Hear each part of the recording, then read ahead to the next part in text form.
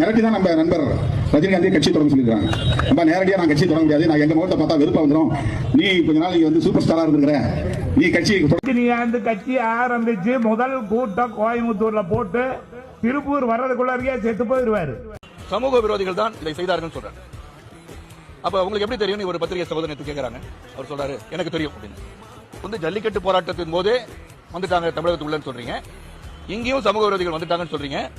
அப்ப சமூக விரோதிகள் யார் என்று தெரிந்த ரஜினி உடனடியாக அந்த பட்டியலை கொண்டு போயிட்டு ஒன் மேன் கமிஷன் வச்சிருக்காங்க இல்லையா, அருணா ஜெகதீஷன் அவர்கள். அவர் முன்னாடி போய் பட்டியலை கொடுங்க, இல்லாட்டி உங்களை தேச துரோக சட்டத்தின் கீழ் உங்களை கைது செய்ய வேண்டிய சூழல் உருவாகிறேன். சப்ரசிங் தி ஃபேக்ட்.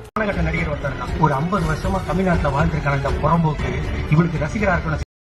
மண்டைக்குள்ள மயில்தான் மட்டும் மூளை விழுந்து பாதிச்சு போயிருக்கு. மரியாதை ரஜினிகாந்த் கூட்டம் என்ன பேசுவாரு கேட்க முடியாது. சூப்பர் ஸ்டார் யாரா? சூப்பர் ஸ்டார் யார்? சூப்பர் ஸ்டார் நான் வருவேன். ஒரு வெற்றிடம் இருக்குது, சுடுகாட்டில் கூட நிறைய வெற்றிடம் இருக்குது,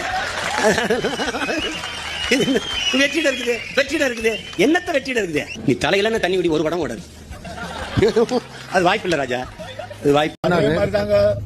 மூத்த நடிகர்கள் எல்லாம் வயசாகி போய் கல் உழுந்து போய் தாரி வந்து சாகர நிலைகள் நடிக்கிறதுனால இளைஞர்களுக்கு வாய்ப்பு இல்லாம இருக்கான்.